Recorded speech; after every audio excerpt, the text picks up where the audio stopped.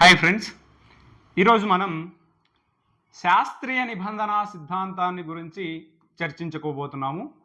శాస్త్రీయ నిబంధన సిద్ధాంతం. శాస్త్రీయ నిబంధన సిద్ధాంతం దీనిని రష్యా దేశానికి చెందినటువంటి ఇవాన్ పావ్లోవ్ అనేటువంటి శాస్త్రవేత్త రూపొందించడం జరిగింది. ఇవాన్ పావ్లోవ్ అనేటువంటి శాస్త్రవేత్త రూపొందించడం జరిగింది. దీని యొక్క మూల సూత్రం ఏది అంటే ఉద్దీపనలకు జీవి జ్ఞానేంద్రియాలు ప్రతిస్పందిస్తాయి. ఉద్దీపనలకు జీవి యొక్క జ్ఞానేంద్రియాలు ప్రతిస్పందిస్తాయి అనేటువంటి మూల సూత్రం ఆధారంగా రష్యా దేశానికి చెందినటువంటి ఇవాన్ పావ్లోవ్ అనే శాస్త్రవేత్త రూపొందించడం జరిగింది.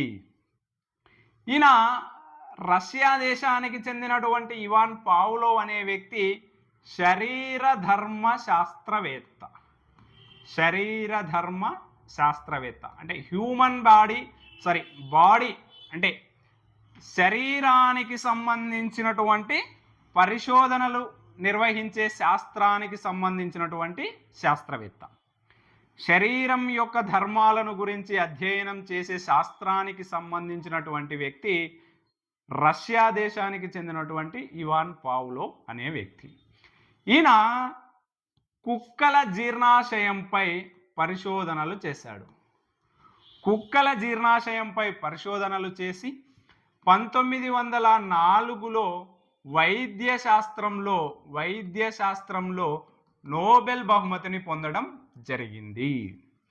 కుక్కల జీర్ణాశయంపై పరిశోధనలు చేసి 1904 వైద్య శాస్త్రంలో నోబెల్ బహుమతిని పొందడం జరిగింది. మరి ఈయన సరైన శరీర ధర్మ శాస్త్రవేత్త అంటున్నారు. మనం చెప్పుకోబోయేది మనోవిజ్ఞాన శాస్త్రం. శరీర ధర్మశాస్త్రం నుంచి ఇతని పరిశోధనలు ప్రయోగాలు మనకెలా వచ్చాయి అంటే ప్రవర్తనవాదానికి పితామహుడు వాట్సన్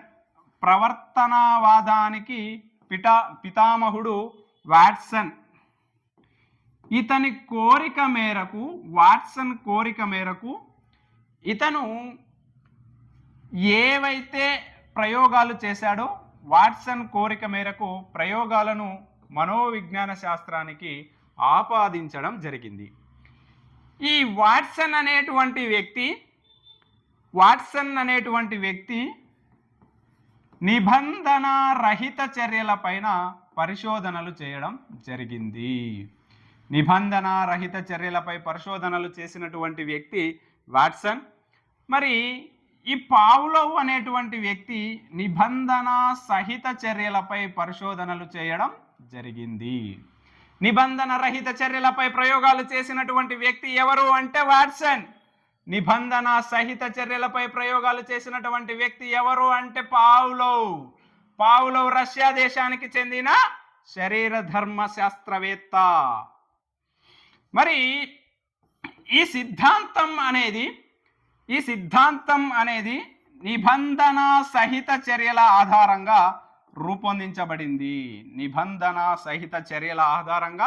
రూపొందించబడింది. మరి ఈ సిద్ధాంతం అనేది స్వయంచోదిత నాడీ వ్యవస్థకు సంబంధించినటువంటి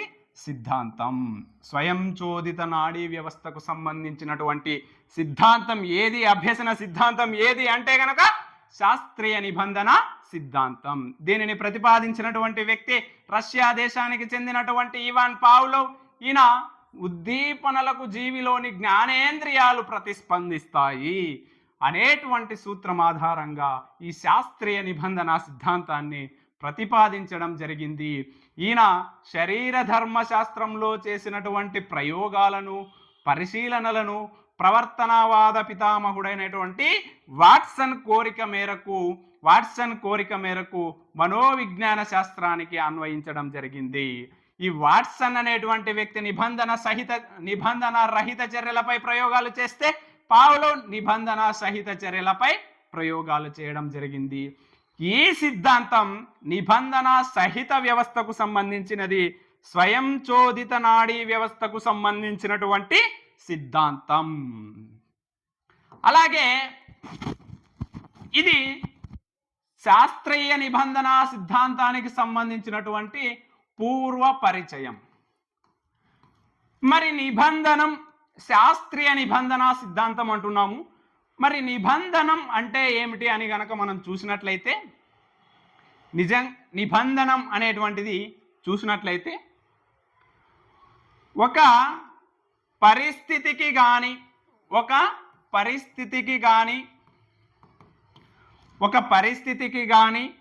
వస్తువుకు కానీ సంఘటనకు కానీ అంతకు ముందు లేనటువంటి ప్రతిస్పందన లేదా స్వభావ సిద్ధం కాని ప్రతిస్పందనను చూపడాన్ని నిబంధనం అంటారు.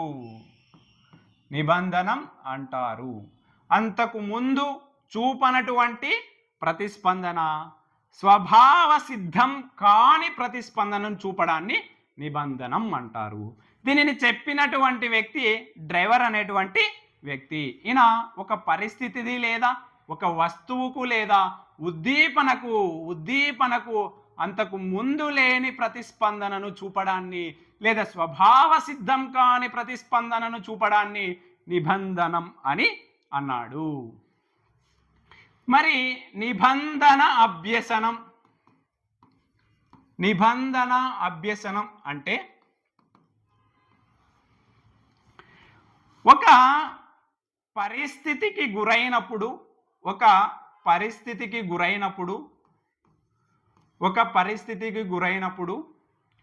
ఆ పరిస్థితికి అనుగుణంగా ప్రతిస్పందన చూపడాన్ని మరొక సందర్భంలో అదే పరిస్థితి ఎదురైనప్పుడు, ఒక పరిస్థితికి ఒక ప్రతిస్పందన చూపినప్పుడు మరొక సందర్భంలో అదే పరిస్థితి ఎదురైనప్పుడు ముందు చూపినటువంటి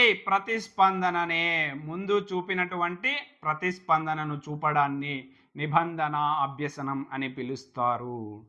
ఉదాహరణకు ఒక శిశువును మనం వైద్యశాలకు తీసుకెళ్ళినప్పుడు ఆ శిశువు వైద్యశాల నుంచి బయటికి రావడం అనేది ఏడుస్తూ బయటికి రావడం అనేది సహజం. ఎందుకు ఏడుస్తాడు అంటే ఇంజెక్షన్ వేయడం వల్ల ఆ శిశువు ఏడవడం అనేది జరుగుతుంది. మరొకసారి హాస్పిటల్కు వెళ్ళగానే ఏడవడం అనేది నిబంధన అభ్యసనాన్ని సూచిస్తుంది. ఇది నిబంధన అభ్యసనానికి సంబంధించినటువంటి సమాచారం. అలాగే ఇప్పుడు పూర్వ పరిచయం అయిపోయింది. ఇప్పుడు ప్రయోగ భాగం చూద్దాం. ప్రయోగ భాగంలో ఏం చేస్తాడు అంటే పావ్లోవ్ అనేటువంటి శాస్త్రవేత్త ఒక కుక్కను ప్రయోగశాలలో బంధించడం జరుగుతుంది. ఈ ప్రయోగశాలలో ఏ విధంగా బంధిస్తాడు అంటే కుక్క యొక్క దవడకు ఒక రంధ్రం చేసి ఆ రంధ్రం నుండి లాలాజలం సేకరించడానికి ఒక గొట్టాన్ని ఏర్పాటు చేసి దాని నుండి లాలాజలం ఎంత సేవించారు లేదా ఎంత సేకరించబడింది అనేటువంటి విషయాలను పరిశీలించడానికి ఒక కొలపాత్రను ఏర్పాటు చేయడం జరిగింది. ఇది కొలపాత్ర. ఒక ప్రయోగశాలలో కుక్కను బంధించాడు. కుక్క యొక్క నోటి దవడ నుండి ఒక నాళం ద్వారా లాలాజలాన్ని సేకరిస్తూ ఒక పాత్రలో నమోదు చేస్తూ చేయడం జరిగింది. ఇది ప్రయోగ పూర్వం. ప్రయోగశాలలో కుక్కను బంధించినాడు. ఇది కదలకుండా బంధించినాడు. దీని ఇక్కడ జీవి నిష్క్రియాత్మకంగా ఉంటుంది. జీవి నిష్క్రియాత్మకంగా ఉంటుంది కాబట్టి దీనిని జీవి నిష్క్రియాత్మకంగా ఉండే సిద్ధాంతం అని పిలుస్తారు. ఈ ప్రయోగశాలలో కుక్కను బంధించి కదలకుండా బంధిస్తాడు. ఏ పని అది చేయదు, కేవలం నిష్క్రియాత్మకంగా ఉంటుంది కాబట్టి దీనిని నిష్క్రియాత్మక సిద్ధాంతం అనే పేరుతో పిలవడం జరిగింది. మరి ఈ విధంగా కుక్కను కట్టివేసిన తరువాత ఈ ప్రయోగాన్ని శాస్త్రవేత్త 3 దశలలో చేయడం జరిగింది. ఈ ప్రయోగాన్ని శాస్త్రవేత్త ఎన్ని దశల్లో చేయడం జరిగింది అంటే 3 దశలలో చేయడం జరిగింది. 3 దశలలో చేయడం జరిగింది. దానిని ఏమంటారు అంటే ఒకటి నిబంధనా పూర్వ దశ, నిబంధనా పూర్వ దశ. 2 నిబంధనా దశ, నిబంధన పూర్వ దశ. 2 నిబంధన దశ, నిబంధనోత్తర దశ, నిబంధనోత్తర దశ అని 3 దశలలో ఈ ప్రయోగాన్ని చేయడం జరిగింది. మరి పావులో ప్రయోగశాలలో కుక్కను కట్టేశాడు, ప్రయోగం మొదలు పెట్టాడు. ఈ ప్రయోగం మొదలు పెట్టిన తర్వాత ఒక గంట కొట్టాడు. సరే ఒక గిన్నెలో ఆహారం చూపించాడు. ఆహారం చూసిన తర్వాత కుక్క లాలాజలం స్రవించింది. దానిని నమోదు చేశాడు. మరి కుక్క ఆహారం చూసిన వెంటనే లాలాజలం స్రవించడం అనేది సహజంగా జరిగేటువంటి ప్రక్రియ. ఇందులో పావులో ఎప్పుడు ఆహారం చూపించినా కుక్క లాలాజలం స్రవించడం అనేది గమనించాడు. మరి ఈసారి ఆహారం కాకుండా గంట కొట్టితే కుక్క లాలాజలం స్రవించలేదు. ఆహారం చూపినప్పుడు కుక్క లాలాజలం స్రవించింది, గంట కొట్టినప్పుడు కుక్క లాలాజలం స్రవించలేదు. ఇది నిబంధన పూర్వ దశలో జరిగినటువంటి అంశం. మరి ఇక్కడ చూసుకున్నట్లయితే పరీక్షలో ప్రశ్న ఏ విధంగా వస్తుంది అంటే ఈ ఆహారం అనేది ప్రయోగంలో ఏ విధంగా పనిచేస్తుంది అనేటువంటి అంశం మీద ప్రశ్న రావడానికి వచ్చిన సందర్భాలు ఎక్కువగా ఉన్నాయి. మరి ఆహారం అనేది అసహజ కాదు, సహజ ఉద్దీపన. ఆహారం అనేది సహజ ఉద్దీపన.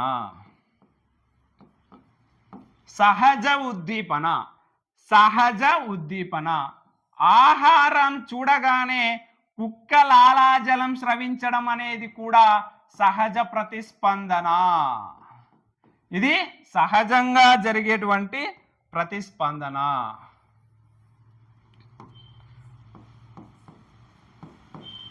సహజ ప్రతిస్పందన. మరి దీనిని సహజంగా జరిగిన సహజ ఉద్దీపన అనే పేరుతో పాటు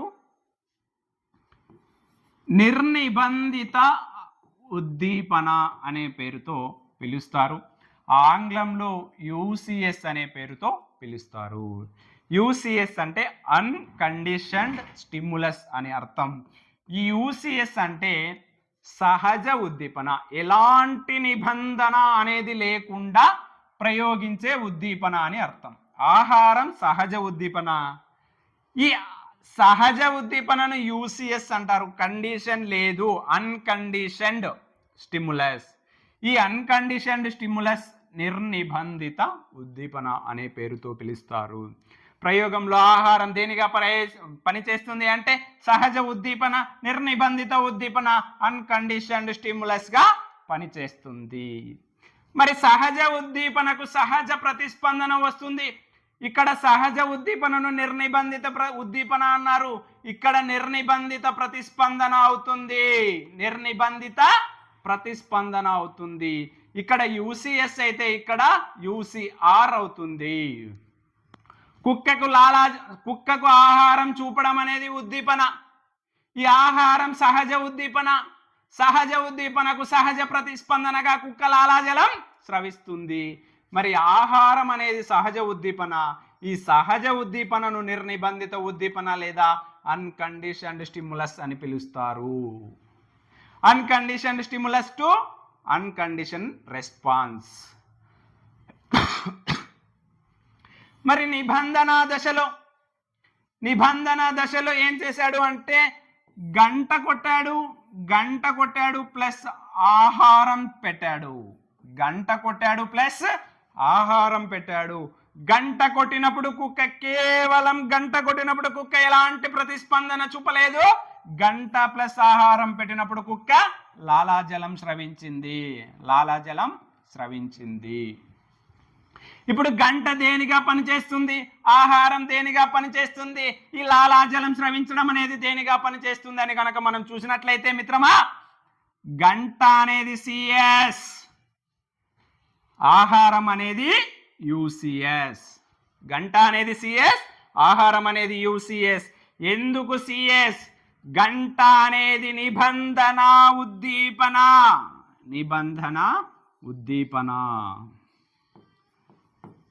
దీనిని కృత్రిమ ఉద్దీపన అని పిలుస్తారు.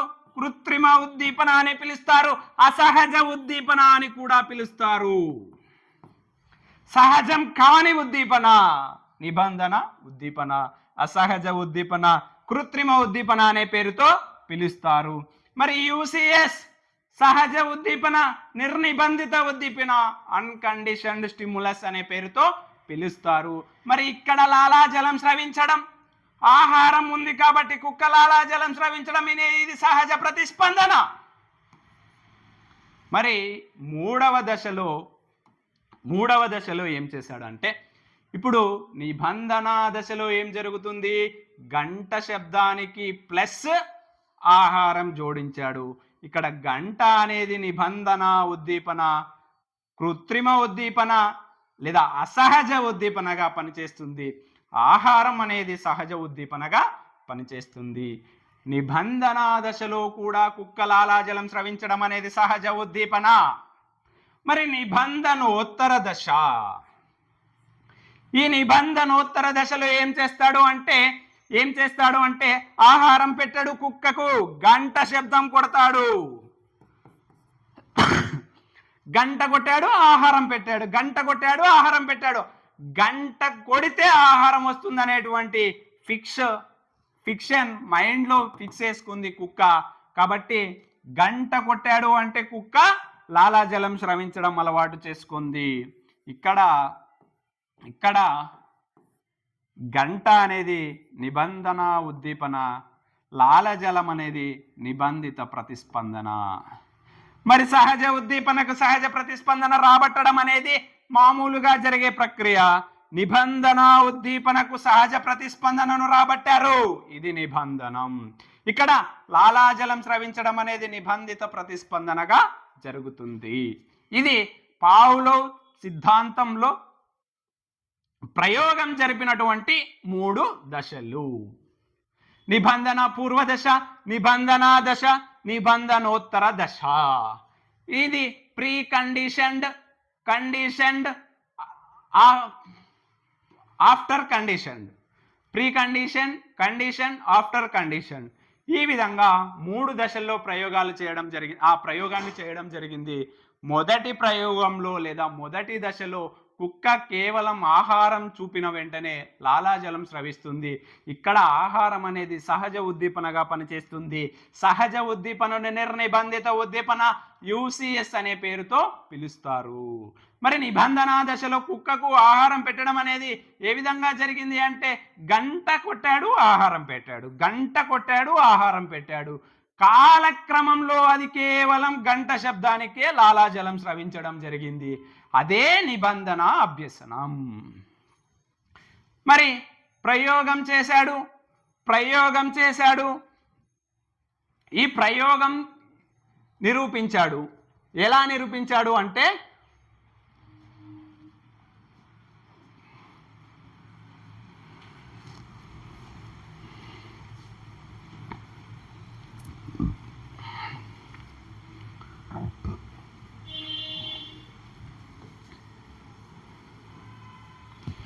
చూడండి,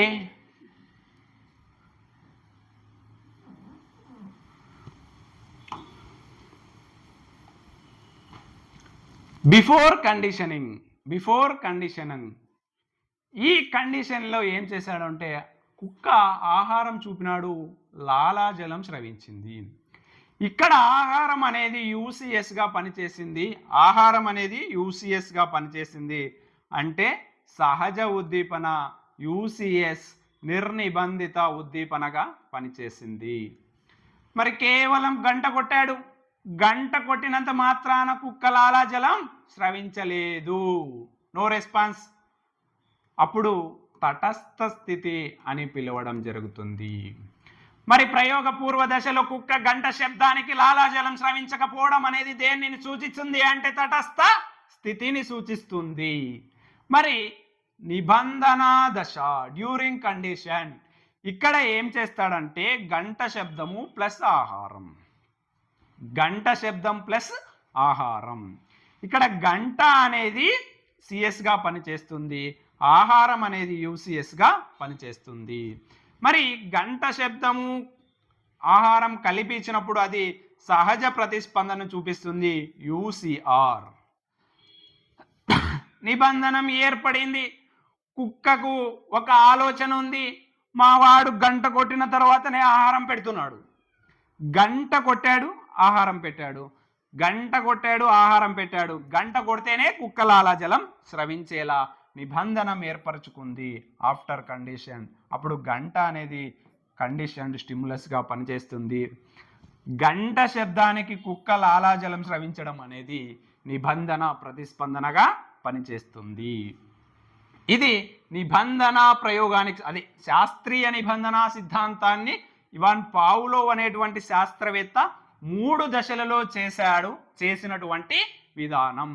మరి ఇప్పుడు మనం చూడాల్సినటువంటి విషయం ఏమంటే ఈ శాస్త్రీయ నిబంధన ప్రయోగం జరిగింది, ప్రయోగ పూర్వం జరిగింది.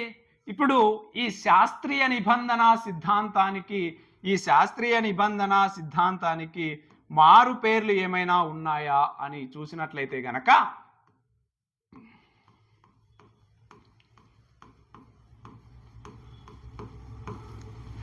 ఈ సిద్ధాంతానికి కొన్ని మారు పేర్లు ఉన్నాయి. మొట్టమొదటిది మనం చెప్పుకున్నట్టుగా శాస్త్రీయ నిబంధనం. ఈ సిద్ధాంతాన్ని శాస్త్రీయ నిబంధన సిద్ధాంతం అని పిలుస్తారు. దీనినే సాంప్రదాయక నిబంధన సిద్ధాంతం అనే పేరుతో పిలుస్తారు. సాంప్రదాయక నిబంధన సిద్ధాంతం. ఈ ప్రయోగంలో పావ్లోవ్ ఏం చేశాడు? కుక్కకు ఆహారం చూపించాడు, కుక్క లాలాజలం స్రవించింది. అంటే ఆహారం అనేది ఏ విధంగా పనిచేస్తుంది? ఇక్కడ ఉద్దీపనగా పనిచేస్తుంది. ఉద్దీపన లేకుండా కుక్క ఎప్పుడైనా లాలాజలం స్రవించడం అనేది జరిగిందా ఇందులో అంటే కనుక జరగలేదు. కాబట్టి ఉద్దీపనకు ప్రాధాన్యం ఉంది. ఇందులో ఉద్దీపన ఉన్నప్పుడే ప్రతిస్పందన రావడం జరిగింది. కాబట్టి ఉద్దీపనకు ప్రాధాన్యం కలిగినటువంటి సిద్ధాంతం అనే పేరుతో పిలుస్తారు. నెక్స్ట్, ఉద్దీపనను ఆంగ్లంలో స్టిమ్యులస్ అంటారు. స్టిమ్యులస్ ఎస్ టైప్ థియరీ అనే పేరుతో పిలుస్తారు. దీనిని స్టిమ్యులస్ అంటే ఎస్ స్టిమ్యులస్ అనే పేరు, స్టిమ్యులస్ అనే పేరులో ఎస్ అనే అక్షరం పేరు మీదుగా ఎస్ టైప్ థియరీ అని పిలుస్తారు. అదే విధంగా మనకు టైప్ 1 థియరీ అనే పేరుతో పిలుస్తారు.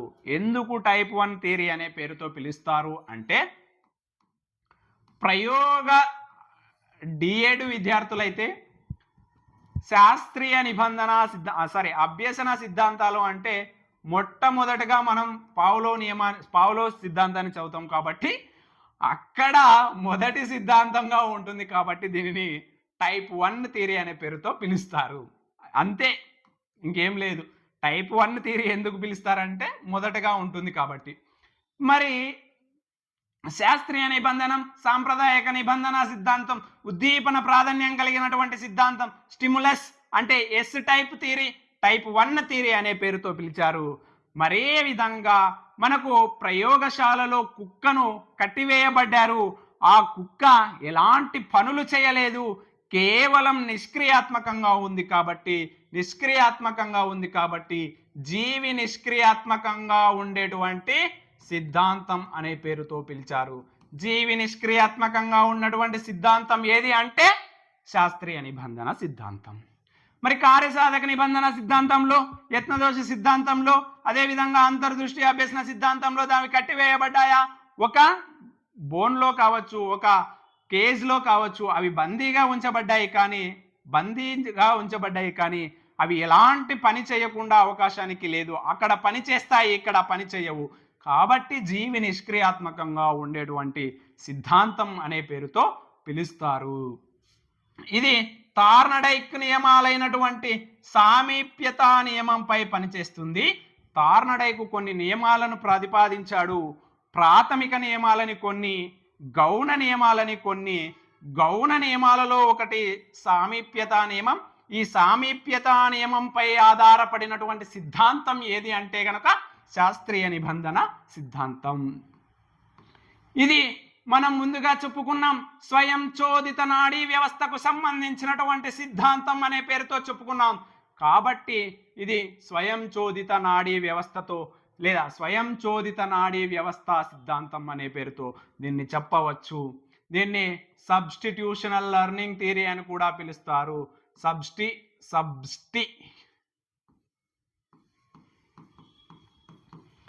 సబ్స్టిట్యూషనల్ లెర్నింగ్ థియరీ అనే పేరుతో కూడా పిలుస్తారు. నెక్స్ట్ ఇవి శాస్త్రీయ నిబంధన సిద్ధాంతానికి సంబంధించినటువంటి మారు పేర్లు. శాస్త్రీయ నిబంధన సిద్ధాంతం, సాంప్రదాయక నిబంధన సిద్ధాంతం, ఉద్దీపన ప్రాధాన్యం కలిగినటువంటి సిద్ధాంతం. ఉద్దీపనను ఆంగ్లంలో స్టిమ్యులస్ అంటారు. స్టిమ్యులస్కు అంటే ఉద్దీపనకు ఎక్కువగా ప్రాధాన్యం ఉంది, ఉద్దీపన ప్రాధాన్య సిద్ధాంతం అన్నాం. ఉద్దీపనను ఆంగ్లంలో స్టిమ్యులస్ అంటారు. అందుకే దీని పేరు మీదుగా ఎస్ టైప్ థియరీ అనే పేరుతో పిలిచారు. టైప్ 1 థియరీ అని పిలుస్తారు. జీవి నిష్క్రియాత్మకంగా ఉండేటువంటి సిద్ధాంతం అనే పేరుతో పిలుస్తారు. ఇది తార్నడైక్ నియమాల్లో ఉన్నటువంటి తార్నడైక్ 2 రకాల నియమాలను ప్రతిపాదించాడు. ఒకటి ప్రాథమిక నియమాలు, 2 గౌణ నియమాలు. ప్రాథమిక నియమాల్లో సంసిద్ధత నియమం, అభ్యాస నియమం, ఫలిత నియమం వస్తే గౌణ నియమాలలో కొన్ని నియమాలు వస్తాయి. వాటిలో ఒకటి సామీప్యతా నియమం. ఇది సామీప్యతా నియమం. ఇందులో జీవి నిష్క్రియాత్మకంగా ఉంటుంది, సామీప్యతా నియమంపై ఆధారపడుతుంది. స్వయం చోదిత నాడీ వ్యవస్థకు సంబంధించినటువంటి సిద్ధాంతం సబ్స్టిట్యూషనల్ లెర్నింగ్ థియరీ అనే పేరుతో కూడా పిలుస్తారు. అదేవిధంగా సాంకేతిక నిబంధన సిద్ధాంతం అనే పేరుతో పిలుస్తారు. సైంటిఫిక్ లెర్నింగ్ థియరీ అనే పేరుతో పిలవడం జరుగుతుంది. సాంకేతిక నిబంధన సిద్ధాంతం అనే పేర్లు ఈ శాస్త్రీయ నిబంధన సిద్ధాంతానికి కలవు.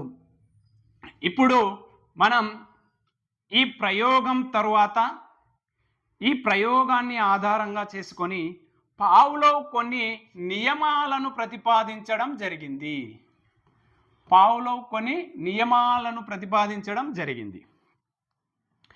ఏమి ఆ నియమాలు అని చూసినట్లయితే, మొట్టమొదటిది పునర్బలనం. 2 విరమణ. 3 అయత్త సిద్ధ స్వాస్థ్యం. అయత్న సిద్ధ స్వాస్థ్యం. 4 సామాన్యీకరణ. 5 విచక్షణ. చాలా చాలా చాలా చాలా ఇంపార్టెంట్, అప్లికేషన్ క్వశ్చన్ రావడానికి అవకాశం ఉన్నటువంటి ఏరియా. శాస్త్రీయ నిబంధన సిద్ధాంత నియమాలలో మొట్టమొదటిది ఏది అంటే పునర్బలనం. కొన్ని ప్రశ్నాపత్రాల్లో అడిగాడు, వీటి యొక్క వరుస క్రమాన్ని కూడా అడిగాడు. ఈ క్రింది వానిలో శాస్త్రీయ నిబంధన నియమాల్లో సరి అయిన వరుస క్రమాన్ని గుర్తించండి. పునర్బలనం, విరమణ, అయత్న సిద్ధ స్వాస్థ్యం, సామాన్యీకరణం, విచక్షణ. శాస్త్రీయ నిబంధన నియమాల్లో మొట్టమొదటిది పునర్బలనం, చిట్ట చివరిది విచక్షణ, రెండవది విరమణ, మూడవది అయత్న సిద్ధ స్వాస్థ్యం, నాలుగవది సామాన్యీకరణం. మరి చూద్దాం పునర్బలనం అంటే ఏమిటి, పునర్బలనం అంటే ఏమిటి అని మనం చూసినట్లయితే గనక ఒక ప్రవర్తనను మనం బలపరచడానికి, ఒక ప్రవర్తనను మనం బలపరచడానికి ఒకటే ఉద్దీపనను లేదా ఒకే ఉద్దీపనను పదే పదే ప్రయోగించడం వల్ల వారిలో ప్రవర్తనను బలపరచడం అనేది పునర్బలనంగా చెప్తారు. ఒకే ఉద్దీపనను పదే ప్రయోగించడం ద్వారా వారిలో ప్రవర్తనను బలపరచడాన్ని పునర్బలనంగా చెప్తారు.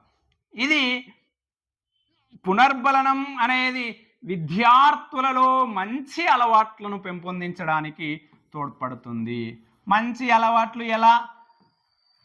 విద్యార్థులలో మంచి అలవాట్లను పెంపొందించడానికి తోడ్పడుతుంది.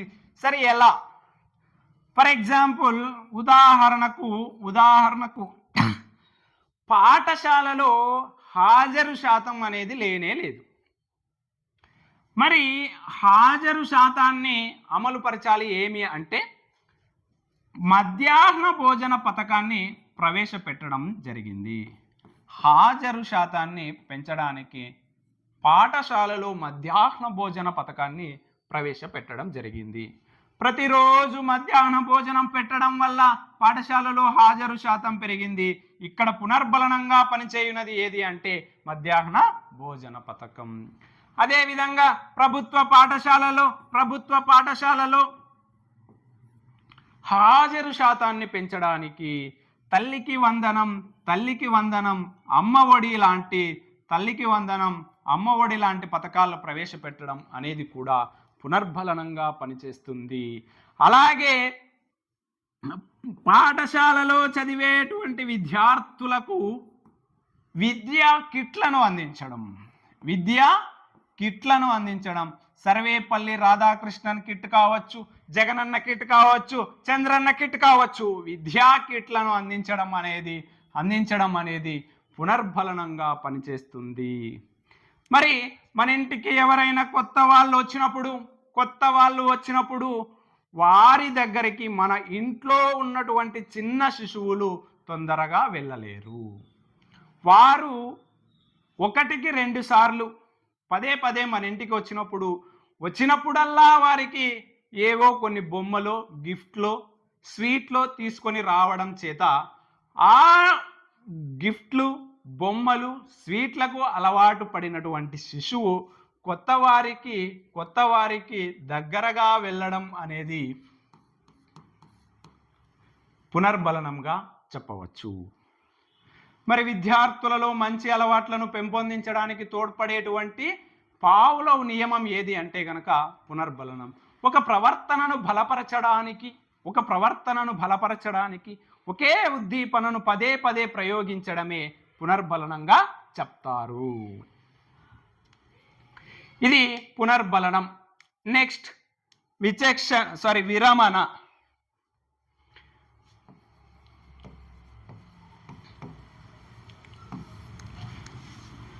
పావ్లోవ్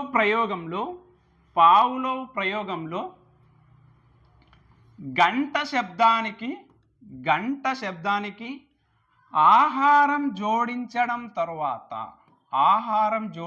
తరువాత కుక్క లాలాజలం స్రవించడం అనేది నేర్చుకుంది. పావ్లోవ్ ప్రయోగంలో కుక్క గంట శబ్దానికి ఆహారం, గంట ప్లస్ ఆహారం ఇవ్వడం వల్ల కుక్క లాలాజలం స్రవించడం అనేది నేర్చుకుంది. కొద్ది రోజులకు గంట మాత్రమే కొట్టినారు. గంట మాత్రమే కొడితే కుక్క లాలాజలం స్రవించింది. మరి 2 రోజులు 3 రోజులు కంటిన్యూగా గంటనే కొట్టినాడు. ఇక్కడ కుక్క లాలాజలం స్రవించడం ఆపివేసింది. నిబంధిత ఉద్దీపనకు సహజ ఉద్దీపనకు కుక్క లాలాజలం స్రవించేలా ఏర్పాటు చేయడం అనేది నిబంధనం. ఇప్పుడు ఈ సహజ ఉద్దీపనను తొలగించి నిబంధిత ఉద్దీపనను పదే పదే ప్రయోగించడం వల్ల ఆ కుక్క లాలాజలం స్రవించడం అనేది ఆపివేసింది. దానిని మనం ఏమంటాము అంటే కనుక విరమణ. గంట శబ్దానికి ఆహారం జోడించడం ద్వారా కుక్క లాలాజలం స్రవించింది. కొంతకాలం పాటు ఆహారాన్ని తొలగించి గంట శబ్దాన్ని మాత్రమే పదే ప్రయోగించడం వల్ల ఆ కుక్క గంట శబ్దానికి లాలాజలం స్రవించడం అనే దానిని మానివేసింది. నిబంధనాన్ని కోల్పోయింది. దానిని మనం ఏమంటామంటే కనుక విరమణ. మరి దీనికి ఉదాహరణలు, ఈ విరమణను దేనికి ఉపయోగిస్తారంటే కనుక విద్యార్థులలో మంచి అలవాట్లను పెంపొందించడానికి పునర్బలనం, చెడు అలవాట్లను తొలగించడానికి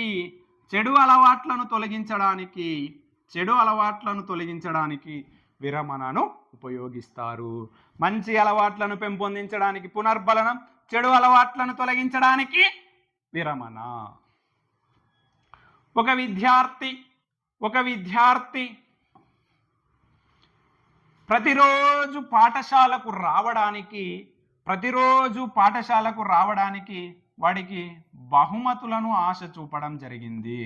ప్రతిరోజు బహుమతులను ఇవ్వడం ద్వారా వాడు రోజు పాఠశాలకు వచ్చినావా తీసుకో అనేటువంటి గిఫ్ట్లను ఇవ్వడం అలవాటు చేయడం జరిగింది. ఇక్కడ బహుమతులు అనేది పునర్బలనంగా పనిచేస్తాయి.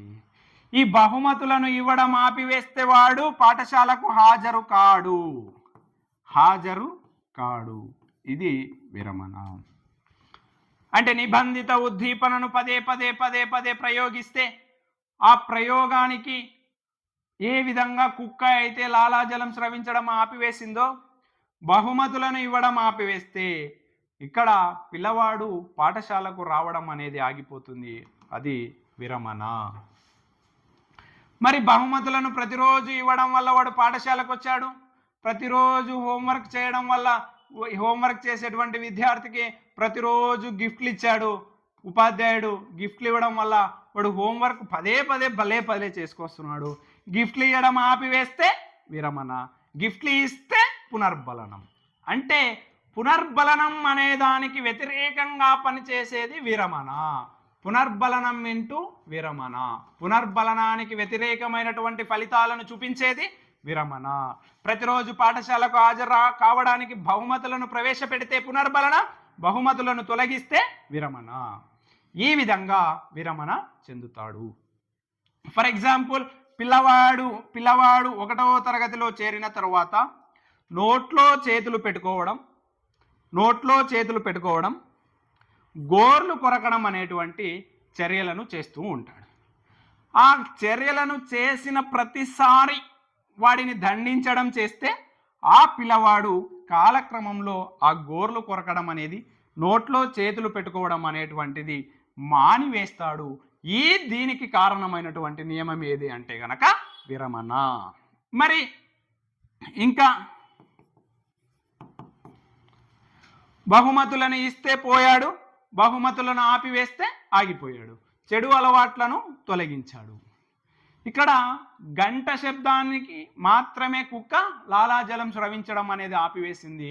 ఇది విరమణకు సంబంధించినటువంటి అంశం. విద్యార్థులలో చెడు అలవాట్లను, గోర్లు కొరకడం, పక్కా తడపడం, అదేవిధంగా నోట్లో చేతులు పెట్టుకోవడం లాంటి వాటిని మాన్పించడానికి, మూఢనమ్మకాలను నిర్మూలించడానికి ఈ విరమణను ఉపయోగించడం జరుగుతుంది. అలాగే తదుపరి చూసినట్లయితే గనక అయత్న సిద్ధ స్వాస్థ్యం. అయత్న సిద్ధ స్వాస్థ్యం. అయత్న సిద్ధ స్వాస్థ్యం అంటే తిరిగి కొనసాగించడం అనేటువంటి అర్థం వస్తుంది. తిరిగి కొనసాగించడం. ఎప్పుడు కొనసాగిస్తారు? ఇప్పుడు ఆహారం ఇచ్చినాడు, కుక్క లాలాజలం స్రవించింది. ఇక్కడ ఆహారం అనేది పునర్బలనంగా పనిచేసింది. అదేవిధంగా గంట శబ్దానికి కుక్క లాలాజలం స్రవించడం మానివేసింది. ఇక్కడ విరమణ చెందింది. ఇప్పుడు పావులో ప్రయోగాన్ని ఆపివేశాడు. ఆ కుక్కను ప్రయోగశాల నుండి బయటికి వదిలేశాడు. కొద్ది కాలం తరువాత అది ఏ గుడి దగ్గరో నిద్రపోతుంది. ఏ గుడి దగ్గరో నిద్రపోతూ ఉంటే ఆ గుడిలో ఒక భక్తుడు గంట కొట్టాడు. గంట కొట్టిన వెంటనే కుక్క లాలాజలం స్రవించింది. ఇది అయత్న సిద్ధ స్వాస్థ్యం. అంటే తిరిగి కొనసాగించడం. అంటే అలవాటుగా చేసేటువంటి పనులను అప్రయత్నంగా బయటపడటం అనేది అయత్న సిద్ధ స్వాస్థ్యం అనేది సూచిస్తుంది. మనకు ఒక ఉపాధ్యాయుడు, ఒక హెచ్ఎం, ఒక ప్రధాన ఉపాధ్యాయుడు పాఠశాలలో పదవీ విరమణ చేశాడు. పదవీ విరమణ తరువాత ఒకనాడు అనుకోకుండా పాఠశాలకు బయలుదేరి వెళ్ళాడు. ఏం సార్, రిటైర్ అయ్యారు కదా, వచ్చి మా కుర్చీలో కూర్చున్నాడని అప్పటి హెచ్ఎం అడిగితే, సార్ అలవాట్లో పొరపాటుగా వచ్చాను సార్ అనేటువంటి సమాధానం ఆ ఉపాధ్యాయుడి నుంచి ఎక్స్పెక్ట్ చేయవచ్చు. ఆ అలవాటులో పొరపాటు అనేటువంటి సామెత దేనిని సూచిస్తుంది పావ్లోవ్ నియమాలలో అంటే గనక అయత్న సిద్ధ స్వాస్థ్యం. అలవాటులో పొరపాటు, అలవాటుగా చేసిన పనులను అప్రయత్నంగా బయటపడటం లేదా ఉన్నట్టుండి చేయడం అనేటువంటిది అయత్న సిద్ధ స్వాస్థ్యం. అలాగే ఒక పాఠశాలలో ఒక తరగతికి లేడీ టీచర్ ఉంటుంది. ఈ లేడీ టీచర్ అంటే టీచర్ అమ్మ తరగతి గదిలోకి వెళ్ళి అటెండెన్స్ వేసిన ప్రతిసారి good morning teacher, good morning teacher అని, అంటే తరగతిలోకి వెళ్ళిన ప్రతిసారి గుడ్ మార్నింగ్ టీచర్ అని చెప్పడం అలవాటు ఉంటుంది. లేదా గుడ్ మార్నింగ్ మేడం అనేటువంటిది అలవాటు పడి ఉంటారు. ఒకరోజు అనుకోకుండా హెచ్ఎం క్లాస్కి విజిట్కి వెళ్ళాడు. ఏం చెప్తున్నా ఏం చూస్తారని ఆ టీచర్ అమ్మ సెలవు పెట్టింది. ఒకరోజు వీళ్ళ పరిస్థితి ఏంటి చూద్దామని హెచ్ఎం పాఠశాలకు వెళ్ళాడు. ఆ హెచ్ఎం ఆ క్లాస్కి వెళ్తే పిల్లలందరూ గుడ్ మార్నింగ్ మేడం అని చెప్పారు. అక్కడ పిల్లలు ఉపయోగించినటువంటి పావ్లోవ్ నియమం ఏది అంటే గనక అయత్న సిద్ధ స్వాస్థ్యం. ఇక్కడ ఇంకా 2025 తేదీలు వేసి అలవాటు పడిన ఉపాధ్యాయుడు లేదా ప్రధానోపాధ్యాయుడు 2026 సంవత్సరంలో ప్రవేశించిన కొద్ది రోజులకు 2025 సంవత్సరపు తేదీని వేయడం అనేది అయత్న సిద్ధ స్వాస్థ్యంగా చెప్పవచ్చు. ఇది అయత్న సిద్ధ స్వాస్థ్యానికి సంబంధించినటువంటి ఉదాహరణలు. నెక్స్ట్, సామాన్యీకరణ, జనరలైజేషన్, సాధారణీకరణం అనే పేరుతో పిలుస్తారు. ఇందులో ఏం చేస్తుంది? కుక్క అంటే కనుక ప్రయోగం అయిపోయింది. ఏదో ప్రయోగంలో ఒక గుడి దగ్గర గంట కొట్టింటే అప్రయత్నంగా లాలాజలం స్రవించింది గుడి గంటకు. ఈసారి గుడి దగ్గర నుంచి వెళ్ళింది బడి గంట కొట్టినారు, బడి గంటకు కూడా కుక్క లాలాజలం స్రవించింది. ఈసారి జైలు దగ్గరికి వెళ్ళారు, జైలు గంట కొట్టినారు, ఈ జైలు దగ్గర కూడా కుక్క లాలాజలం స్రవించింది. అంటే ఒక ఉద్దీపనను పోలినటువంటి ఇతర ఉద్దీపనలకు కూడా ఒకే రకమైనటువంటి ప్రతిస్పందన చూపడాన్ని సాధారణీకరణం అంటారు. ఇతర ఉద్దీపనలకు కూడా ఒకే రకమైన ప్రతిస్పందన చూపడాన్ని, అంటే వేరు వేరు రకాల ఉద్దీపనలు ప్రయోగించినప్పటికీ ఒకే ప్రతిస్పందన చూపడాన్ని సామాన్యీకరణం లేదా సాధారణీకరణం అనే పేరుతో పిలుస్తారు. గంట శబ్దానికి కుక్క లాలాజలం స్రవించడం అనే దానికి అలవాటు పడిన తరువాత ఏ గంట శబ్దానికైనా కుక్క లాలాజలం స్రవించడం అలవాటు పడితే అది సామాన్యీకరణ. తరగతి గదిలో ఉపాధ్యాయుడు అంటే భయపడ్డాడు ఒక శిశువు. ఉపాధ్యాయుడికి భయపడిన శిశువు తరగతి గదిలో, సరే ఆ పాఠశాలలో ఏ ఉపాధ్యాయుడిని చూసినా భయపడ్డాడు. తెలుగు ఉపాధ్యాయుడికి భయపడినటువంటి శిశువు గణిత ఉపాధ్యాయుడికి కూడా భయపడటం, గణిత ఉపాధ్యాయుడికి భయపడినటువంటి శిశువు ఆంగ్ల ఉపాధ్యాయుడికి కూడా భయపడటం, ఆంగ్ల ఉపాధ్యాయుడికి భయపడినటువంటి శిశువు సైన్స్ ఉపాధ్యాయుడికి కూడా భయపడటం. అసలు ఉపాధ్యాయులందరికీ భయపడటం అనేది సాధారణీకరణం. నెక్స్ట్, ఒక దొంగ దొంగ దొంగ ఎవరికి భయపడతాడు? పోలీసులకు భయపడతాడు. పోలీసులకు భయపడినటువంటి దొంగ అలాంటి దుస్తులు ధరించినటువంటి వాచ్మెన్కు కానీ గూర్ఖాకు కానీ కండక్టర్కు కానీ భయపడినట్లయితే, కండక్టర్కు కానీ బస్సు డ్రైవర్కి కానీ భయపడితే అది సాధారణీకరణం అవుతుంది. కాకి దుస్తులకు భయపడినటువంటి దొంగ కాకి దుస్తులు ధరించినటువంటి ఏ వ్యక్తికైనా భయపడటం అనేది సామాన్యీకరణంగా చెప్పవచ్చు. అలాగే వాట్సన్ అనేటువంటి వ్యక్తి ఆల్బర్ట్ అనే శిశువుపై ప్రయోగాలు చేశాడు. ఆల్బర్ట్ అనే శిశువు ప్రయోగాలు చేసిన వ్యక్తి ఈ ఆల్బర్టు తెల్లని వస్తువులకు భయపడేలా చేశాడు, తెల్లని ఎలుకకు భయపడేలా చేశాడు. తెల్లని ఎలుకకు భయపడినటువంటి ఆల్బర్ట్, తెల్లని ఎలుక అంటే భయపడిన ఆల్బర్ట్ తెల్లని రంగు వస్తువులు ఏవి కనబడినా భయపడుతున్నాడు. తెల్లని ఎలుకకు భయపడినటువంటి ఆల్బర్ట్ తెల్లని వస్తువులు ఏవి కనబడినా భయపడటం అనేది సాధారణీకరణం లేదా సామాన్యీకరణానికి ఉదాహరణగా చెప్పవచ్చు. మరి మెరిసేదంతా బంగారం కాదు, మెరిసేదంతా బంగారమే అనుకుంటాడు. మెరిసేదంతా బంగారమే అనుకుంటే అది సామాన్యీకరణం. తెల్లనివన్నీ పాలని నల్లనివన్నీ నీళ్ళని అనుకున్నా గనుకే సామాన్యీకరణం. తెల్లనివన్నీ పాలని నల్లనివన్నీ నీళ్ళు అనుకుంటే కనుక అది సామాన్యీకరణం. ఒక ఉద్దీపనకు అలవాటు పడినటువంటి కుక్క ఏ ఇతర ఉద్దీపనను ప్రవేశపెట్టినా, ఏ గంట కొట్టినా కూడా లాలాజలం స్రవిస్తే అది సామాన్యీకరణం అవుతుంది. వేరు వేరు ఉద్దీపనలకు ఒకే ప్రతిస్పందన చూపడం అనేది సామాన్యీకరణం. ఇందులో సామాన్యీకరణానికి బాగా గమనించినట్లయితే ఉద్దీపనలు వేరైనవి, వేరు ఉద్దీపనలైనప్పటికీ వాటి మీద పోలిక అనేది ఒకటి కనబడుతుంది. పోలిక ఏది? గంట. ఇక్కడ దుస్తులేవి? కాకి దుస్తులు. అంటే సామాన్యీకరణంలో ఇమిడి ఉన్నటువంటి అంశం ఏది? పోలిక. పోలిక ఆధారంగా పనిచేసేటువంటి పావులోవ్ నియమం ఏది అంటే కనుక సామాన్యీకరణం లేదా సాధారణీకరణం.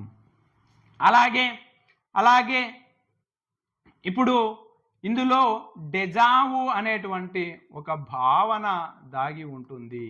డెజావు అనేటువంటి భావన దాగి ఉంటుంది. ఈ డెజావు ఈ పోలిక ఆధారంగా, ఇందులో దాగి ఉన్నటువంటి పోలిక ఆధారంగా అభ్యసన బదలాయింపు అనేది జరుగుతుంది. అభ్యసన బదలాయింపుకు కారణమైనటువంటి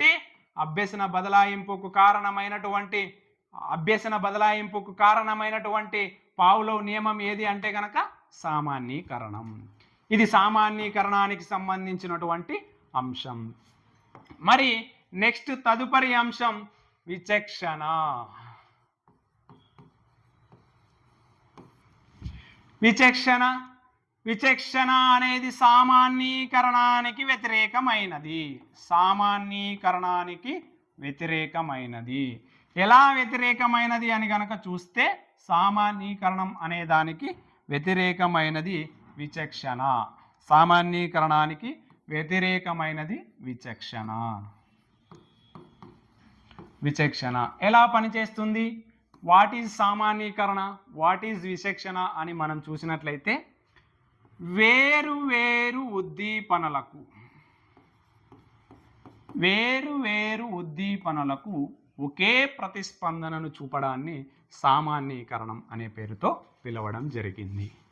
మరి దీనికి ఆపోజిట్ ఏమవుతుంది అంటే వేరు వేరు ఉద్దీపనలకు